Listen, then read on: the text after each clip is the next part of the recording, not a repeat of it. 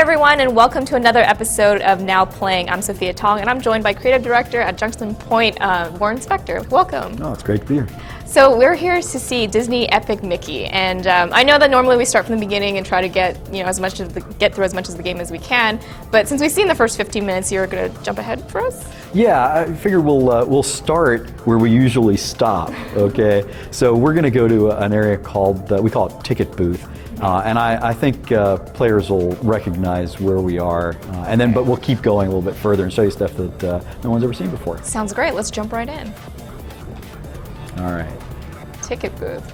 Yeah. So. Looks familiar. Yeah, I think people who've been to the parks, might see a little bit of a weathered and rejected Small World, maybe, and some elements from Fantasyland and some other parts of the park. We know Oswald's been recreating Disneyland as best he can, and so he's mashing things up and putting things in place that maybe don't always belong together.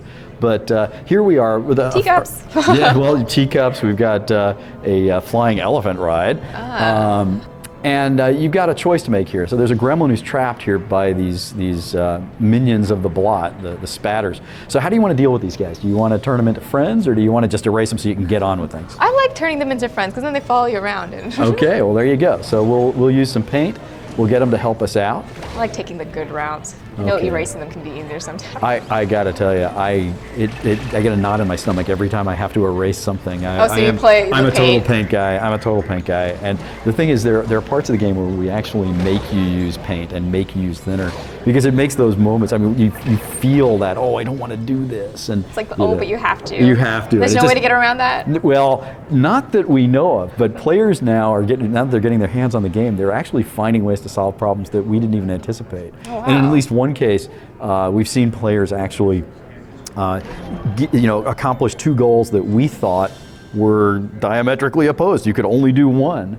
And we're finding players getting past problems using not using paint where we thought you had to. So players are actually discovering ways past problems that we didn't anticipate.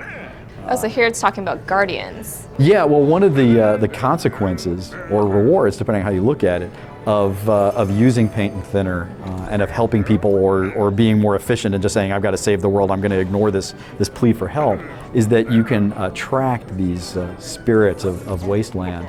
And there are two different kinds. There are green ones and blue ones, tints and terps, and which kind you get is driven by your play style. So this is the first time you actually acquire these things. I love these tutorials. Well, they're kind of reminiscent of Ludwig von Drake back in the early '60s, I guess, on TV, teaching you stuff about the world. So they're kind of funny. I enjoy them. And all of our big story moments are communicated through this 2D cinematic style, which is kind of storyboard art or concept art brought to life. Inspired by many Disney artists, but most notably Mary Blair, who, if you've seen Alice in Wonderland or Peter Pan, or It's a Wonderful Life, It's a Small World, you've seen her work for sure. Are we gonna get on the ride? Well, you can certainly get on the ride. Now, there's a lot of optional content here. If you want to get on the ride, we're gonna miss all of the flying elephant stuff and teacup stuff. Which one do you want to do? You want to just keep going? Yeah, we can keep going. All right, so we're going to keep going here. I'll have a chance to explore on my own once the game comes out. We saw Oswald go through the door there when the game started. Okay. And so we know that's where we have to go. But okay, so this is a first. No one's done this before. Exciting. So let's see where this. It's kind of like the first time you actually go on the ride. It's a small one. You never know what to expect. I think I was 4 the first time I came to Disneyland. Oh my gosh! Well, I saw It's a Small World for the first time at the New York World's Fair in 1994, and loved it. I absolutely adored that ride. So one thing you can see that we haven't shown before is that there are parts of the game that are very ride-like. It's not just a world you explore. We actually let you get it. Well, it's like a theme park, exactly. And so here now we've got a door that's blocked off. We have to get past it. So again, we've got a pretty straightforward choice. You can get through this using paint or using thinner. Are you someone who likes to restore things to the world and make it more complete, or do you just want to blast through it efficiently and with thinner? Well, I mean, I'm a painter, but whatever will get us through quicker, Oh, I guess. let's keep doing paint. We'll do paint. Come all on, right. let's be true to your play style. It's important, you know. Okay. So now we have a little bit of jumping puzzle, and we see this dangerous thinner. But if you paint in the heads of the hippos, So they you can block off the thinner that's in your way. Now there are other ways to get through this map, but we'll just show this one. And the thing is, you know, everything in the game was inspired by real Disney stuff. And so if you're familiar with the Small World ride, all of these plants, the hippos themselves, everything you see here is really just right out of the ride. So how many times did you make them go on the ride? Designers and artists. You know, not only did people have to ride the ride pretty frequently, we actually got into the parks before they opened. Ooh, and no lines. We got to no lines, and the lights were on in the rides. You don't want to ride the rides with the lights on. Yeah, it's probably kind of creepy. It's a little creepy, and you know, some of the magic goes away when you see the workings of the ride. So. So now here, so we've unblocked this passage, but there's a danger now. If we stay on the boats, we're in a world of trouble, whirlpools. So how do we get past this? We have to keep making progress on this ride. So let's see what happens. Wow, too bad the real ride isn't like that. That'd be exciting. It might be a little scary. I don't know that I want to be going through whirlpools and things. Although It's a Small World is a thrill ride. That's an interesting idea. Yeah, you should build like a Disney Epic Mickey theme park with all of the Wasteland. Hey, there's an idea. Okay, so here again, we have some options here. We want to, well, let's deal with this guy. This is another of our enemy types. So the Phantom Blot has some minions that we've seen a couple, the Seers and the Spatters, that are pretty silly. Yeah. This one's a little more serious. He's a little tougher. Looks like he means business. He does, and he's got a ranged attack and a close attack, and obviously inspired by the brooms from Fantasia, of course. Yeah. So again, we can turn him into a friend, or we can actually erase him and get him out of our way. So once again, spray him with some paint. Yeah, I think. Oh, he just used one of his guardians here. Oh. Yeah, so Mickey acquires these guardians, and what they do is they kind of plus your play style. Mm-hmm. So if you attract a paint guardian, a tint, one shot, you just flick the nunchuck, and a guardian goes off, and he becomes your friend instantly. Whereas if you try to do it yourself, using your paint resources and the power of the brush, you would probably take a little longer, and you'd use up more resources. So that's a choice you have to make. I mean, it's kind of a tactical decision. Yeah, and there's a lot of like power-ups or collectibles. Oh yeah. There are a bunch of collectibles. We have tickets. You can also collect resources like paint and thinner. There are pins collectible. I mean, I'm a Disney pin junkie. I need. Do you have the lanyard with all the pins on it when you're walking so through the park? You don't even want to go there. It'll just embarrass me if we talk about this. So we got you a little bit behind the scenes there. One of the things we want to do is let players, sort of peek behind the curtain at Disneyland and see some of the backstage areas. But here we're actually painting in a bridge, getting places that we might not ordinarily get. We paint in a gear, and all of a sudden it comes to life. That's one of the big things about paint. When something is erased, it just sits there. It's gone. It doesn't move. But when you paint it in, all of a sudden, the physics starts working again. And so you can get mechanisms working and repair rides and make the world more complete. So so what we've seen here is he's been painting in gears. Mickey's been painting in gears, which actually makes a treasure accessible that you couldn't reach any other way. So if you're a paint player, first of all, you might not even see any of this stuff, but you certainly couldn't get that treasure that now is accessible. Ooh. Yeah, little incident there. All right, so getting a little bit of health. You can collect health, of course. So now we can go back and collect that treasure. Used to be up on top of a big platform, but now it's easily accessible. Assuming he makes this jump. There we go. Okay. There you go. Oh, what's in here? Well, let's find out. All right, so we've collected a pin. It's a bronze pin. And the thing about the game is, I say playstyle matters a lot, and I mean that. Okay, but one of the easiest ways to understand what it means is to talk about the collectibles. We have 100. Well, let's just say over 100 pins that you can collect. And there are bronze pins, silver pins, gold pins. And you can't get all of those in a single playthrough. It is not possible to see or do or collect everything. Because every time you go once. through, it's like depending on what paint or thinner you use, it's going to change that which environment. quests you learn about, which quests you accept, whether you complete them, how you complete them, how you're actually using paint and thinner during the game. That all changes where you go, what you see, what you know about. And so it takes 3 playthroughs to collect everything. They get shorter with each one. I mean, as you know what you're doing, you know where you're going. You can get through the game a little more quickly. Yeah, you're saying the whole game took you about like 26 hours. My first playthrough took 26 actually. I timed it, and each one gets shorter. The second time it's 10 to 15. Third time, if you're really just blasting through trying to collect the last stuff, you can probably get through it pretty quickly. But here you can see this is a guy. He could have just ignored all of this. This version of Mickey is saying, I don't want to take a chance of jumping. It's creepy over there in the corner. It's Small World ride. You got to have Small World dolls. We can, if they bother you, we can break them. Really? Well, okay. Can you erase them? Yeah. So, but this Mickey is still making friends everywhere he goes. So this guy is ignoring him and not trying to knock him off this bridge.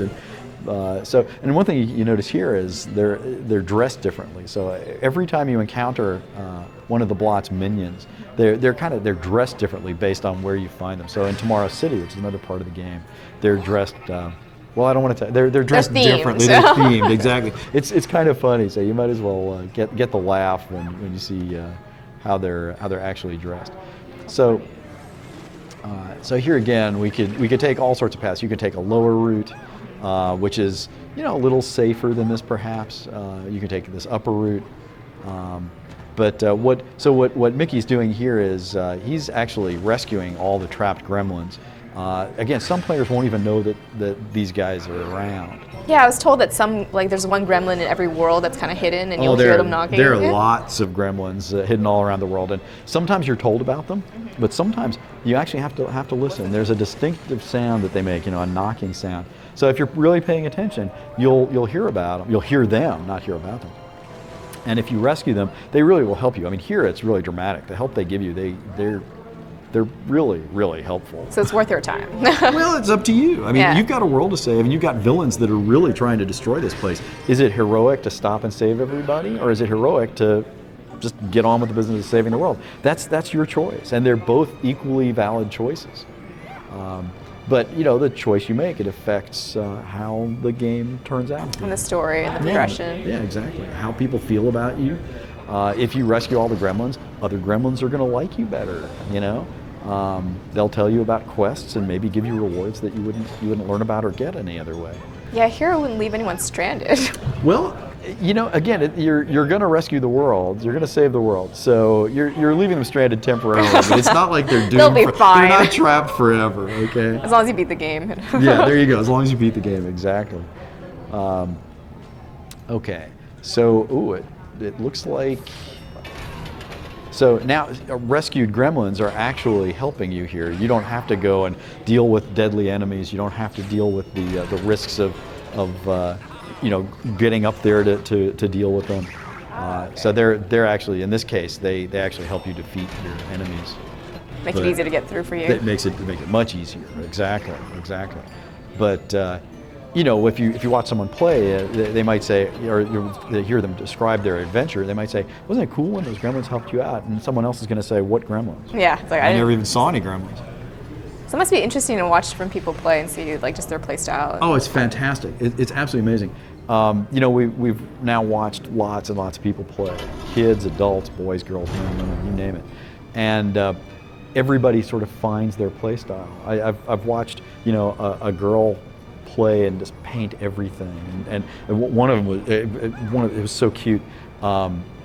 She actually friended a bunch of gremlins, and they helped. A bunch of spatters, and they helped her actually deal with a problem.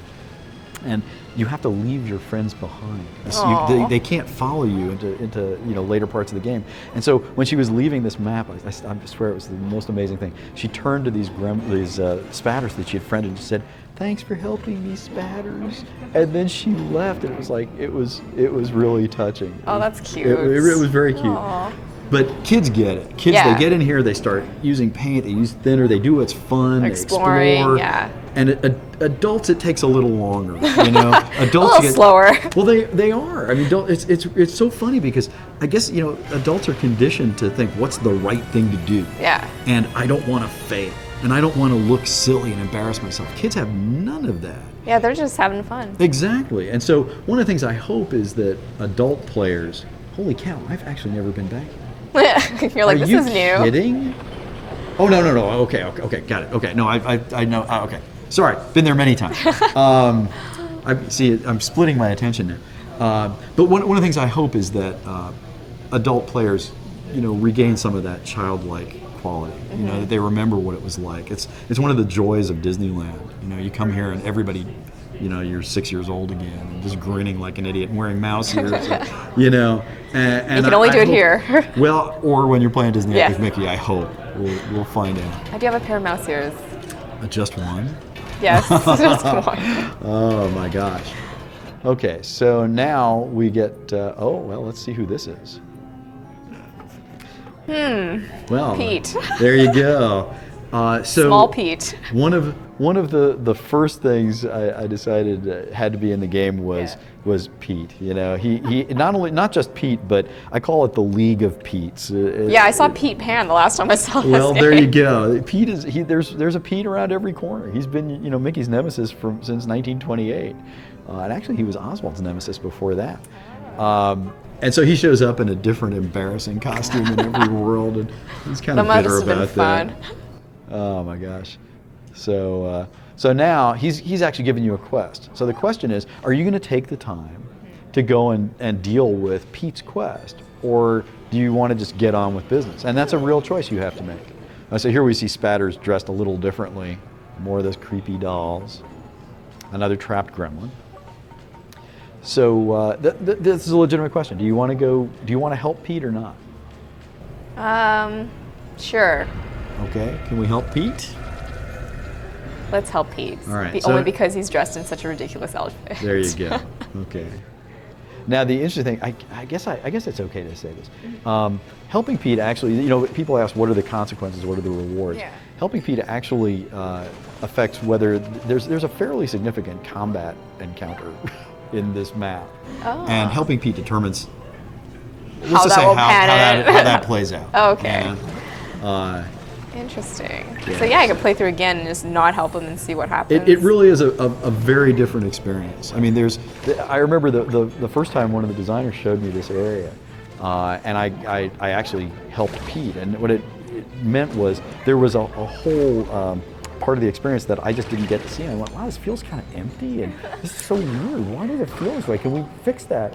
And Chase Jones, the lead designer, said, no, that's play it the other way before you start judging, And I did, and sure enough, it's a completely different experience. Oh wow! And how many times have you played through and seen like the different scenarios in every world? I've now played through the game about 4 times. It's a big game, and I've been on the road a lot. But I don't ask how many times and how many different ways guys on the team and the QA guys in particular played. Oh my gosh! Probably lost count by now. Yeah, for sure.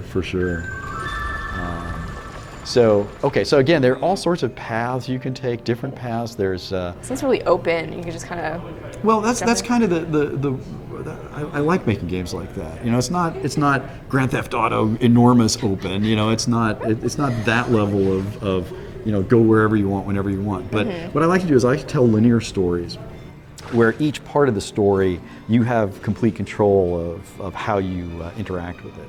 So it's open but smaller world, which I guess is kind of appropriate in. It's kind of like each of these worlds are kind of in their own little zone, so that you can't really get lost, I guess. No, but but within each zone, you have lots of freedom to explore, and whether you use paint and thinner really does make a difference. And like if you find those dolls creepy, if you find them creepy, let's just break them, So it's up to you. I mean, you can go and do this, and you can rescue this gremlin, and he'll give you a hand. But you know, the thing is, you can fall off of those things, and you can fall into the thinner. And do you really want to mess around with that? It's it's up to you. This you can take this on by yourself, or you can pay him to do it. Well, the tickets serve a lot of purposes. I mean, there's bragging rights. How many tickets did you collect? I guess, but also, if something is too tough for you, just buy your way past it. That happens over and over in the game. Well, it's like at Disneyland in the old days. When you had books of tickets. Yeah. You gave a ticket to the person running the ride, and they had to let you in. Same thing here. It's like you give somebody tickets, they kind of have to let you in.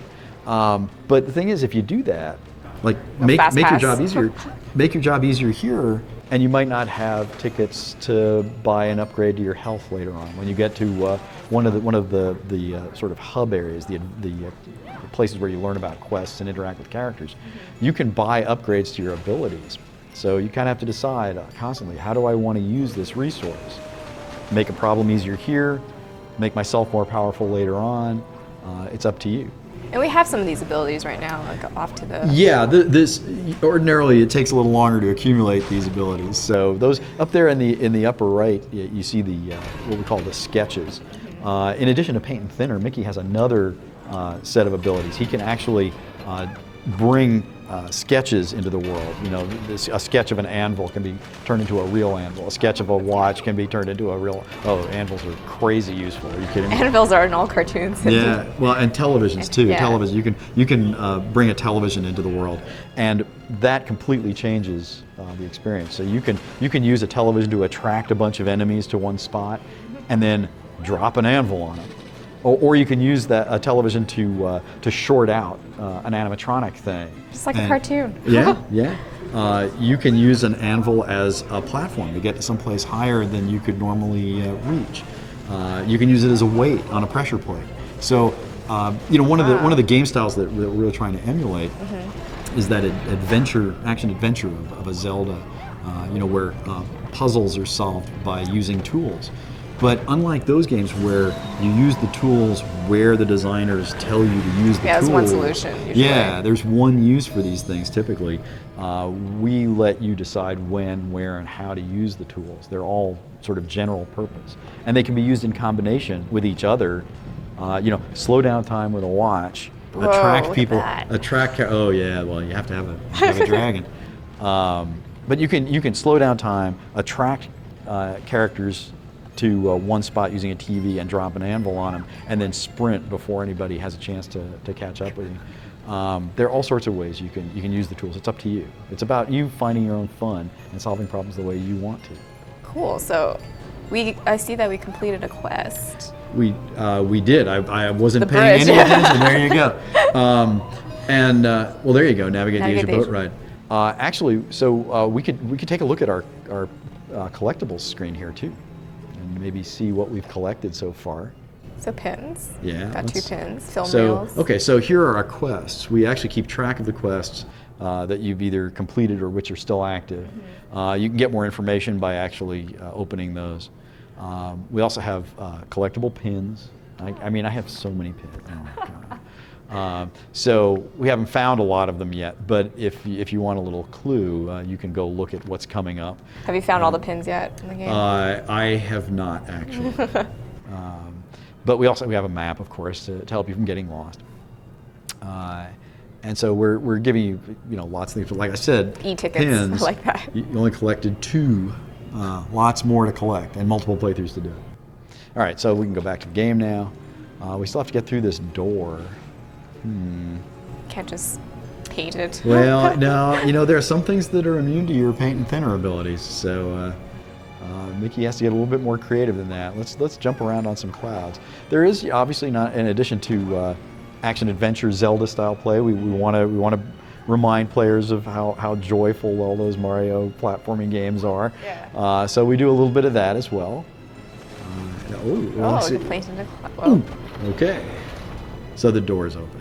So there's a little bit of a puzzle there to solve, to get out. And now we move on. The projector screen. Oh, I like these because then it moves to the 2D. Yeah, yeah. Well, one of the other things we knew we wanted to do was honoring Disney's past and giving people a little trip down Mickey memory lane, I guess. So you can actually follow his whole career. This is a cartoon, or a travel map inspired by Steamboat Willie, the first Mickey Mouse cartoon released November 18th in 1928.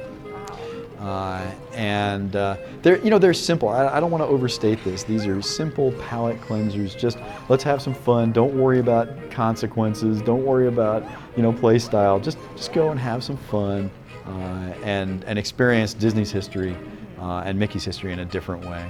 So we can go in here now. He didn't actually use his skill to go and collect everything on that map. There's some hidden stuff, and there's stuff that's it requires some skill to get, probably more than I have actually. So these are all the little transition stages. Yeah, the way you travel through Wasteland is by jumping into these projector screens, these movie screens, and experiencing a little cartoon. So where are we now? Well, let's wait and see. We're kind of in a behind the scenes area, and we emerge. In a place we call Gremlin Village. I think it's. I'm easily entertained. I just think it's funny that gremlins live in a small world, So here we have a variety of choices, and I would offer you that choice, but it would bypass if you pick one thing over the other, it would bypass a lot of the action in this map. So well, I'll let you make the decision. I think we'll go and let's just explore a little bit. Save Gus. Save Gus. That's so funny, the little houses. Well, they're gremlin huts, And they're tunes. You actually could erase them if you really wanted to find out what was inside. Mean. Well, now I don't judge. Okay, we don't judge. But if you think that's mean, don't do it. Okay. Now there are rewards. You can actually make yourself more powerful and maybe better able to deal with the bosses in this world. There are boss battles in the game. Making yourself richer and more powerful might make your job easier later on. And what happens to the world if one of the bosses defeats you? What happens? You have to try it again. Well, okay, that's the gamer's answer. But in story terms, it's not necessarily a bad thing to erase a hut and get the rewards that are in there, because it can make you stronger. And being strong may be the way you think a hero should be defined. But having friends might be a better answer for you. It's up to you. Can you erase the hut and then paint it back? You can, but that doesn't undo your original choice. Sorry. Nice try. You're not the first to ask that. Okay, so now I'll talk to the other gremlins. Everyone will know what you did for me. So now you've helped some gremlins, and they know it, and they will respond to you differently as a result. So they'll tell you stuff that they might not have told you before. They'll provide assistance. We've seen that a couple of times now. So befriending gremlins. This ride looks familiar. This one I fall off of these planes all the time. It's crazy. Okay, so now remember Pete asked us to help him. Yeah. So we're gonna go see about maybe doing that. He's been accused of actually, damaging things in Gremlin Village, and he's in it. He claims he's innocent. Oh, I see. Okay. So trying to prove his innocence. So he wants you to prove his innocence. Yeah. Okay. So now, let's see what happens. I feel kind of bad because we're revealing all sorts of secrets here, and players should really be exploring to find out. So I always say, here's his captain's log. He found you. He asked you to find that, and so we did. And let's keep going here for a little while longer. And there are a couple more interesting choices you have to make around this quest. All right, so. I love their little houses. They are well. Just about everything about the Gremlins is swell. I mean, they're great characters. So, of all the things we discovered in doing research for this game, I think the coolest thing is Oswald. I mean, he's an incredible character. But right behind him, got to be the Gremlins. I mean, the fact Their that next favorite. Yeah, the fact that those guys never appeared in a film is kind of a crime. I mean, we have to fix that, Okay, so we're going to go up the tower. Like I said, this is not, you don't have to do this. One of the big lessons that I think players have to learn early on is you don't have to do everything. There almost always multiple ways to accomplish your goals. So this is just one way. So, yeah, well, here we are. This is a little travel map inspired by a cartoon called Clock Cleaners, which I think actually is my favorite Mickey cartoon. Oh. It is beautiful, and it's funny, and I mean the music is great. I mean just everything about this cartoon, I just love it. And so we're gonna go do some platforming. Oh, be careful! Be careful. So yeah, I mean there are boy about 40 of these in the game. Oh wow! Yeah, and you revisit them several times in some cases. There are multiples inspired by individual cartoons, so there might be more than one Clock Cleaners, more than one Steamboat Willie inspired travel map. And so he traversed that pretty quickly. These are I don't want to say these are hard. They're a little harder than it looks here. We have an expert driver here. Someone's been testing the game for many months now. Yeah, somebody's been working on this. Okay, so here we are at the top of this clock tower, which is, I mean, if you watch Clock Cleaners, you'll all of these references will be obvious. This is all inspired by Clock Cleaners. Yeah, so for Disney fans, it must be a lot to see. I totally want Disney fans, even if they're not gamers, playing the Where Did That Come From game. You know, lots of inspiration in the game from real Disney history. So here we can let's keep using paint. We should be friendly and see that. So we introduced this machine early on. Oh, he needs a little bit more paint. See, he's been using his paint for other things, so now he doesn't really have a lot of it. Does it also recharge on its own? It recharges some, but not enough. I mean, you never want players completely unable to use your core mechanics, right? Yeah. You want players doing the stuff that the game them allows to them to do, right? So we have a gold ticket. That's worth something right there.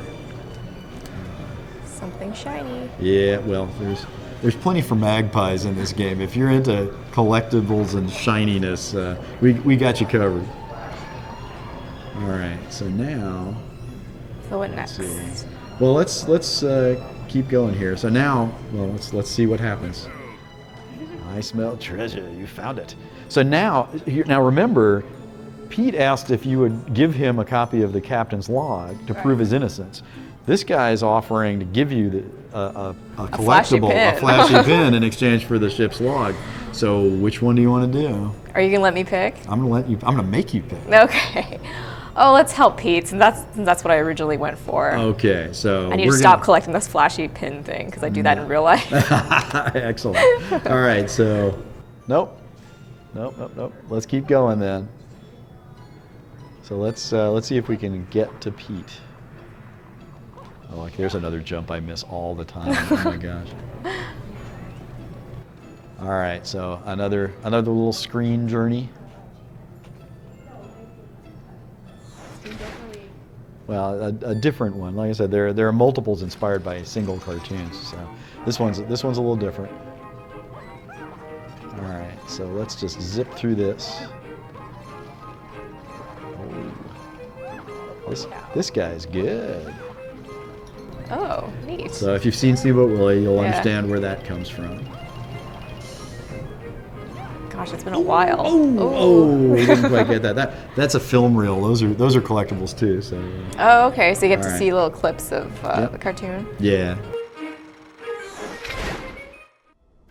Okay, so now we're in another part of our version of It's a Small World. It's a Small World. So again, if you've ridden the ride, I hope a lot of this looks familiar. Yeah, definitely. The artists really went out of their way to recreate parts of the ride. The Europe area. Yeah, there you go. You see the Eiffel Tower. So now we have to find Pete. Let's see. Is he hiding? Well, he's not hiding. You'll find him eventually. Ooh, a seer has spotted us. We've got a bunch of enemies. Now this time I love these guys. They're dressed as little Dutch girls. Okay, so now he just used multiple guardians at once by flicking the nunchuck and the remote. Okay. He just sent them out, and instead of having to go and deal with this on an individual basis, he just turned them all into friends. And pow, they all went out and friended these guys instantly. So making his job much easier. That takes Sweet. That takes a while if you're trying to do this one at a time. Okay, so we'll go up the tower here, the Leaning Tower of Pisa. See what Okay. happens. Well, do a little exploring and you can make your life easier. So a whirlpool shut down, making the ride a little bit less dangerous. Again, you don't have to do any of this stuff. This is all a choice. Right. Well, that one's But yeah, if still- you're looking for pins, you might as well explore every nook and cranny. for sure, yeah, for sure. Oh. Okay. Well, lots of enemies, and he doesn't have any guardians. See, he decided to use his guardians there earlier, and now he doesn't have them anymore. But he can just erase the ground, and all of the enemies just drop down there. That wasn't a painty thing to do, but it was effective. It was effective. You got to give it that. That's okay. I'm getting the wrap-up sign now, so we're gonna have to finish this. I'm sure people will get to play it once the game comes out. And when is the game coming out? The game is shipping November 30th on the Wii. It's an Wii exclusive. Well, thank you so much for joining us. Oh, it was my pleasure. It was great getting to show off parts of the game we haven't shown before. Yeah, and hope you guys enjoyed watching this episode of Now Playing.